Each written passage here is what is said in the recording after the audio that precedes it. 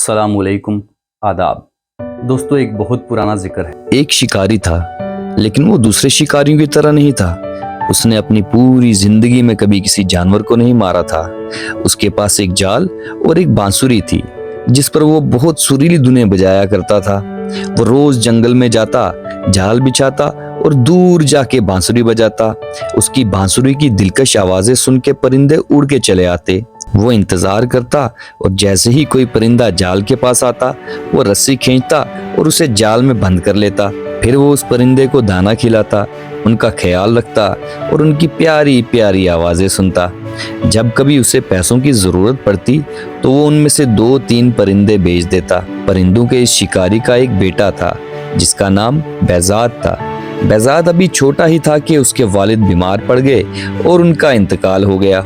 बेजाद और उसकी अम्मी के पास जो पैसे बचे थे वो जल्द ही खत्म हो गए और उनके पास खाने को कुछ ना रहा।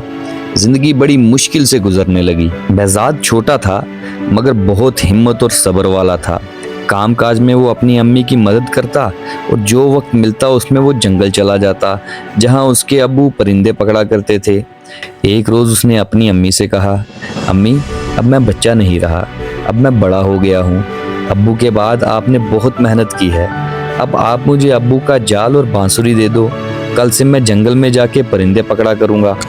उसकी अम्मी जानती थी कि वो बहुत बहादुर लड़का है और जंगल का चप्पा चप्पा जानता है, इसीलिए उन्होंने बांसुरी और जाल लाकर दे दिया। अगली सुबह बेजाद जल्दी उठकर जंगल चला गया। घने जंगल में दूर तक निकल गया और बांसुरी बजाने लगा, लेकिन पूरे दिन में एक भी परिंदा ना पकड़ सका। आखिर जंगल में अंधेरा पड़ने लगा और वो खाली हाथ घर लौट आया। उसकी अम्मी जानती थी कि यही होगा, परिंदा पकड़ना आसान काम नहीं। उसकी अम्मी ने उसे तसल्ली दी कि बेटा, इस काम को सीखने में वक्त लगेगा, तुम्हें थोड़ी मेहनत करनी पड़ेगी। बेजाद हार मानने वालों में से नहीं था, उसने भी सब्र से काम लिया। आखिर आहिस्ता आहिस्ता उसे बांसुरी पर खूबसूरत धुनें बजाना, अपने आप को परिंदों से छुपाना और बगैर हिले डुले सब्र से देर तक बैठना आ गया और परिंदे उसके जाल में फंसने लगे। एक दिन उसके जाल में बहुत अजीब और खूबसूरत परिंदा फंस गया। उसके पर 7 रंगों के थे। वो खुशी खुशी घर आया और उस परिंदे को पिंजरे में डाल दिया। अगली सुबह जब वो उठा तो हैरान हो गया। उस परिंदे ने एक खूबसूरत अंडा दिया था और वो अंडा भी 7 रंगों का था। बेजाद वो अंडा बाजार बेचने चला गया। जब वो अंडा लेके बाजार पहुंचा तो उसे एक दुकानदार ने देख लिया। ये दुकानदार बहुत चालाक और लालची था। उसका काम ही चीजें सस्ते दामों में खरीद के महंगे दामों में बेचना था। दुकानदार ने आवाज दी, सुनो, ये अंडा बेचते हो? मैं खरीदना चाहता हूँ। बेजाद जानता था ये दुकानदार बुरा आदमी है। बेजाद ने भी चालाकी से जवाब दिया, हाँ हाँ, 10 रुपए का है। बेजाद ये देखकर हैरान हो गया कि दुकानदार ने अंडे की कीमत कम किए बिना 10 रुपए में अंडा ले लिया। बेजाद ने बाजार से सौदा खरीदा और घर आ गया। परिंदा रोजाना खूबसूरत अंडा देता और बेजाद उसे दुकानदार को जाके बेच आता। इसी तरह माँ और बेटा अच्छी जिंदगी जीने लगे। एक दिन बेजाद ने सोचा कि दुकानदार इतना महंगा अंडा क्यों खरीदता है। ये सोच के एक दिन उसने अंडा बेचने के बाद दुकानदार का पीछा किया और देखा कि दुकानदार बादशाह के महल में चला गया। बेजाद समझ गया कि ये मुझसे 10 रुपए में अंडा खरीद के बादशाह को महंगे दामों में बेच रहा है। फिर उसको ख्याल आया, क्यों ना मैं खुद ये अंडा जाके बादशाह को बेचूं। फिर ऐसा ही हुआ और बादशाह ने उसे अंडे की कीमत 100 रुपए दी। दुकानदार को जब पता चला कि अब वो खुद जाके बादशाह को अंडा बेच आता है तो दुकानदार को बहुत गुस्सा आया। बेजाद को सबक सिखाने के लिए वो बादशाह के पास चला गया और बोला, बादशाह सलामत, आप बेजाद से इतना महंगा अंडा क्यों खरीद रहे हैं?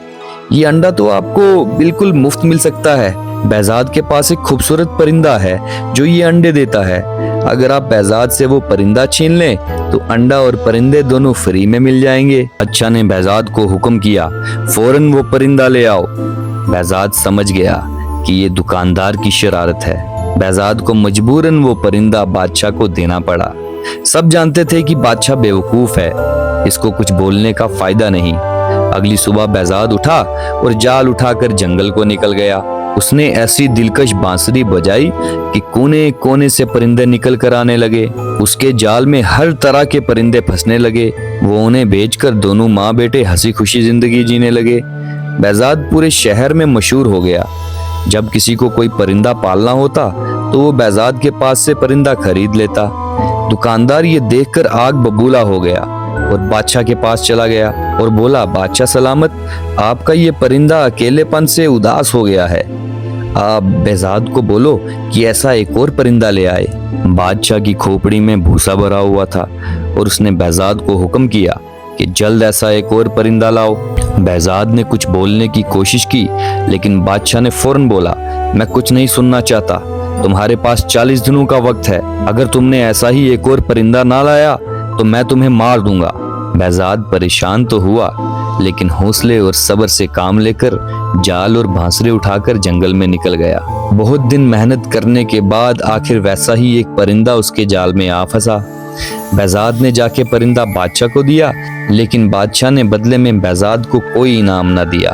बेजाद समझ गया कि ये बादशाह भी दुकानदार की तरह है, बस फर्क ये है कि दुकानदार चालाक है और ये बेवकूफ। दुकानदार ये देखकर बड़ा गुस्सा हुआ। वो जानता था कि बेजाद बहुत बहादुर, मेहनती और ज़हीन लड़का है। उसको ये डर सताने लगा कहीं बेजाद उससे बदला ना ले ले, और इसी डर की वजह से बेजाद को फंसाने की उसने एक तरकीब सोची और बादशाह के पास जाकर बोला, बादशाह सलामत, शायद आपको पता नहीं कि आपके परिंदों की जान एक फूल में है। बादशाह ने पूछा, वो कैसे?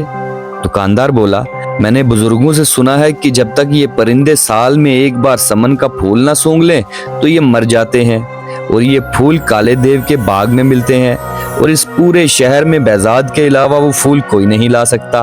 बादशाह ने इतना सुनना ही था कि बेजाद को तलब करके बोला कि अगर तुमने ये फूल ना लाए और मेरे परिंदे मर गए तो मैं तुम्हें और तुम्हारी माँ को मरवा दूंगा। बेजाद परेशानी की हालत में महल से घर की ओर जा रहा था कि एक बुजुर्ग मिल गए। बुजुर्ग ने बेजाद को परेशानी की हालत में देखकर पूछा, बेजाद क्या हुआ बेटा? तो बेजाद ने पूरा माजरा सुनाया। बुजुर्ग ने कहा कि काला देव तो किसी को अंदर ही नहीं जाने देता, और आज तक जो भी वहां गया वो कभी लौट के वापस नहीं आया। बेजाद ने कहा कि आप मुझे बस बाग का रास्ता बता दो, काले देव से मैं खुद निपट लूंगा। खैर, बुजुर्ग ने उसको रास्ता बता दिया और कहा कि कोशिश करना कि काला देव तुम्हें देख ना ले, वो बहुत ताकतवर है, अगर वो तुम्हें ना देख पाया तो तुम्हारी जीत होगी। बेजाद ने बड़े गौर से बुजुर्ग की बातें सुनी और अगली सुबह बाग की तलाश में निकल गया। कुछ दिन घूमने फिरने के बाद आखिर उसे बाग मिल ही गया। बाग का एक ही दरवाजा था जो बड़ी बड़ी चट्टानों को मिलाकर बना था। कई पहलवान मिलके भी वो दरवाजा नहीं खोल सकते थे। वो दरवाजे के पास जाकर बैठा और थकावट की वजह से उसको नींद पड़ गई। अचानक शोर की वजह से वो जाग गया। शोर आहिस्ता आहिस्ता नजदीक से आने लगा। वो समझ गया कि देव आ गया। वो दरवाजे के करीब झाड़ियों में जा छुपा। काला देव जब उसके सामने से गुजरा तो ऐसा लगा कि कोई बड़ा पहाड़ सामने से जा रहा हो। देव ने जैसे ही दरवाजा खुला तो बेजाद सांस रोके दबे पांव उसके पीछे चला और अंदर दाखिल हो गया।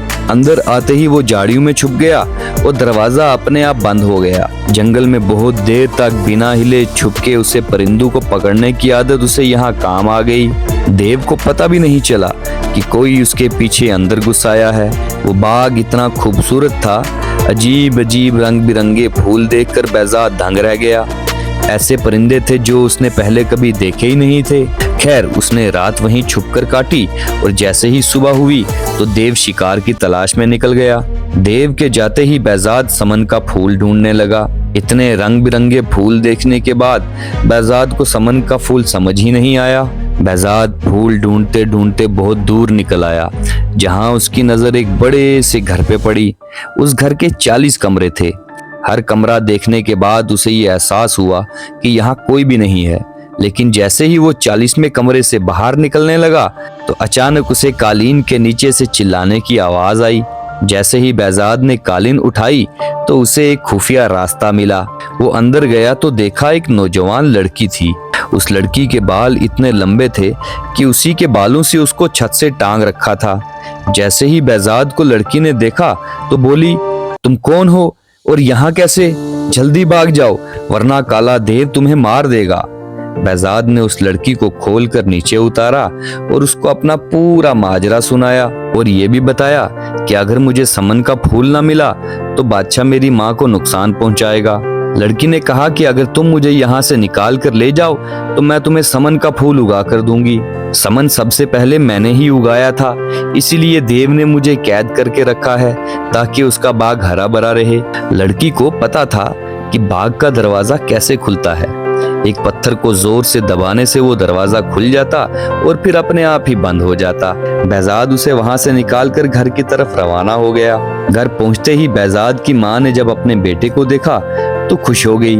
इतने में ही बादशाह के 2 सिपाही आन पहुंचे और बोले, बादशाह सलामत कब से तुम्हारी राह देख रहे हैं, चलो हमारे साथ। फौरन लड़की बोली, ले आया है ये समन का फूल, तुम चलो ये खुद आ जाएगा। और जैसे ही सिपाही गए, लड़की ने एक तेज धार चाकू उठाकर अपनी उंगली काट दी, जिसमें से 2 बूंदे खून जमीन पर गिरा और वो खून गिरते ही फूल में बदल गया। फिर लड़की ने बोला कि ये फूल मेरे खून से बनता है, इसीलिए काले देव ने मुझे कैद करके रखा था। अब ये फूल लेके तुम बादशाह के पास जाओ। जैसे ही बेजाद फूल लेके महल पहुंचा, परिंदे जो काफी दिनों से उदास थे और चहचहाना छोड़ दिया था, अचानक फूल की खुशबू से चहचहाने लगे। बादशाह खुश हो गया, लेकिन दुकानदार ये देखकर गुस्से से जलने लगा कि बेजाद एक बार फिर से कामयाब हो गया। दोस्तों, सच कहते हैं, जिसके हौसले बुलंद हो उसे कामयाबी जरूर मिलती है। अगर आपको ये वीडियो पसंद आई तो पेज को फॉलो और वीडियो को लाइक, कमेंट और शेयर जरूर करें। अल्लाह हाफिज।